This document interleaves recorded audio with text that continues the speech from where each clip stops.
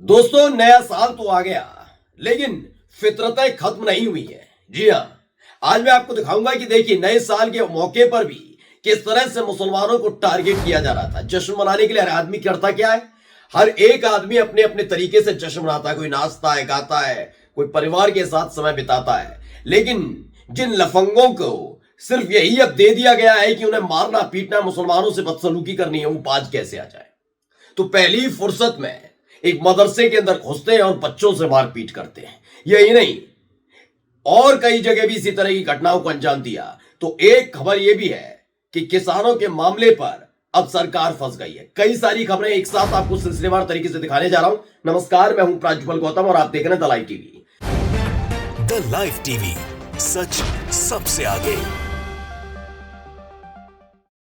पहले मैं किसानों का जिक्र कर लेता हूं, अन्नदाताओं का जिक्र कर लेता हूं, जो इस कड़कड़ाती ठंड में भी बैठे हुए हैं धरने पर, लेकिन सरकार कोई सुध नहीं ले रही। इन सब के बीच सुप्रीम कोर्ट ने एक कमेटी बनाने का फैसला लिया, लेकिन अब खुद किसानों ने आगे आकर कह दिया नहीं, हम अब ये मानने वाले नहीं। पर खबर देखिए, डॉक्टर मुकेश कुमार है, वो लिखते हैं किसानों ने सुप्रीम कोर्ट द्वारा बनाई गई कमेटी के साथ बात न करने का फैसला किया है और यह बिल्कुल सही फैसला है। सुप्रीम कोर्ट पिछले कई सालों से कमेटी वाला खेल खेल रहा है। ये कमेटियां अक्सर सरकार के पक्ष में काम करती हैं और इनका मकसद समस्या का समाधान करना नहीं, बल्कि समय बर्बाद करना और ध्यान भटकाना होता है।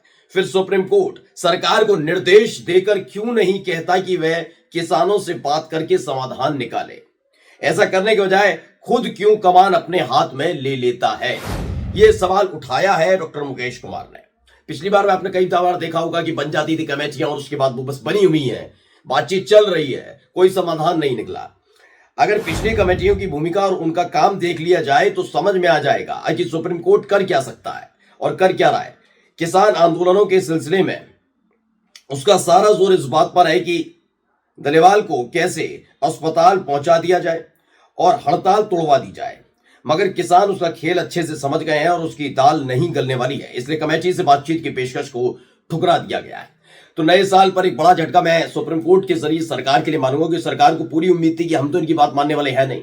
आप शिवराज सिंह चौहान को देखिए, अलग अलग जगह घूम रहे हैं, बीजेपी में कहूंगा पूरी की पूरी सरकार घूम रही है, लेकिन इनके पास समय नहीं है कि ये किसानों से मुलाकात कर लें। ये स्थिति बनी हुई है। मणिपुर वालों से मुलाकात नहीं करेंगे, किसानों से नहीं करेंगे। हाँ, राज कपूर जो है उसके पूरे खानदान से मुलाकात कर लेंगे, आलिया भट्ट से मिल लेंगे, ये करीना कपूर, करिश्मा कपूर से मिल लेंगे, लेकिन किसानों से नहीं मिल पाते। ऐसे इस देश के प्रधानमंत्री है। खैर, अब आइए दूसरी खबर जिसका मैंने जिक्र किया, मुस्लिम स्पेस की खबर है और इसमें लिखा है मंदिर मस्जिद विवाद रोकने के लिए सुप्रीम कोर्ट पहुंचे असदुद्दीन ओवैसी। अपनी याचिका में ओवैसी ने देश में साल 1991 के पूजा स्थल कानून लागू करने की मांग की है। ओवैसी ने फैजल अयूबी के माध्यम से 17 दिसंबर को याचिका दाखिल की। पूजा स्थल अधिनियम के क्रियान्वयन की मांग संबंधी एआईएमआईएम प्रमुख असदुद्दीन ओवैसी की याचिका पर सुप्रीम कोर्ट कल यानी 2 जनवरी को सुनवाई, मतलब आज के लिए इनका बताया कि आज सुनवाई करेगा। पूजा स्थल अधिनियम कानून किसी स्थल के धार्मिक चरित्र को वैसा ही बनाए रखने के लिए कहता है जैसे कि 15 अगस्त 1947 को था। ये कई बार हम बता भी चुके हैं ऐसी कि क्या क्या है उसमें। तो देखिए, इसमें लिखा भी है मंदिर मस्जिद विवाद तो सुप्रीम कोर्ट पहुंचे ओवैसी। इसको लेकर जो कहा जा रहा है उसको देखिए क्या लिखा है। फैजल अयूबी ने कहा, ओवैसी ने अपनी याचिका में केंद्र को कानून का प्रभावी क्रियान्वयन सुनिश्चित करने के लिए निर्देश दिए जाने का आग्रह किया। फैजल अयूबी ने उन उदाहरणों का भी जिक्र किया जहां कई अदालतों ने हिंदूवादियों की याचिका पर मस्जिदों के सर्वेक्षण का आदेश दिया था, लेकिन ये मानने वाले कहां हैं? देखिए, एक तरफ भी याचिका लगी है, इस पर सुनवाई होगी, लेकिन एक और खबर आ गई। देखिए, खबर पड़ी है आईबीसी 24 की। आईबीसी 24 न्यूज कहता है अखाड़े में मुसलमानों का प्रवेश वर्जित, पाटन के बजरंग अखाड़े ने लिखवाया आदेश। पहले ये नहीं था, अब वहां पे लिखवाया जा रहा है कि भाई अखाड़े के अंदर मुसलमानों का प्रवेश ही वर्जित है। अभी तक कुंभ की बात चल रही थी, कुंभ में नहीं आएंगे, और जबकि प्रशासन मना कर रहा है कि हम तो भैया नहीं कहेंगे, हम तो कह रहे हैं ठीक है। लेकिन कुछ ऐसे अखाड़े भी हैं, ये अखाड़े जहां पर कुश्तियां होती हैं, वहां पर मुसलमानों का प्रवेश वर्जित कर दिया गया। और क्या लिखा हुआ है पढ़िएगा, इसमें लिखा हुआ भी बकायदा, पाटन के बजरंग अखाड़े ने आदेश तक लिखवा दिया कि ये है। एक ऐसी ही खबर निकल कर आई, देखिए महाकुंभ की भी, वे थूकेंगे और महाकुंभ में नहीं, मुसलमानों की एंट्री, संतों का बड़ा ऐलान। मैंने कहा ना ये अलग अलग जगह ये भी हो रहा है और दूसरी जगह मतलब सुप्रीम कोर्ट पहुंचा जा रहा है। अभी कोर्ट के आदेश का कितना असर पड़ेगा चीजों पर वो देखने वाली बात होगी, क्योंकि पहले से एक आदेश था, उस आदेश की परवाह नहीं की गई, बार बार उसी तरह के आदेशों की धज्जियां उड़ाई गई, बार बार ये भी कहा गया कि मुसलमानों के खिलाफ आप किसी तरह का बयान नहीं देंगे, किसी मुसलमान से मतलब किसी से भी, मतलब मुस्लिम नहीं अल्पसंख्यक हो या कोई भी हो, उनसे बदसलूकी नहीं होगी, कोई भड़काऊ भाषण नहीं देगा, चाहे इधर वाला हो या उधर वाला, लेकिन भड़काऊ भाषण दिए जा रहे हैं बार बार। वो नीतीश राणे जो इस समय महाराष्ट्र के मंत्री हैं, उसका उनका बयान अभी हाल ही में सुनिए क्या है। तो ये हो रहा है, कोर्ट अदालत की कितनी ये लोग मान रहे हैं, आप खुद भी देख रहे हैं। अभी खबर आई निकल कर, पहले खबर दिखा देता हूं, ये देखिए, पहले एक वीडियो देखिएगा।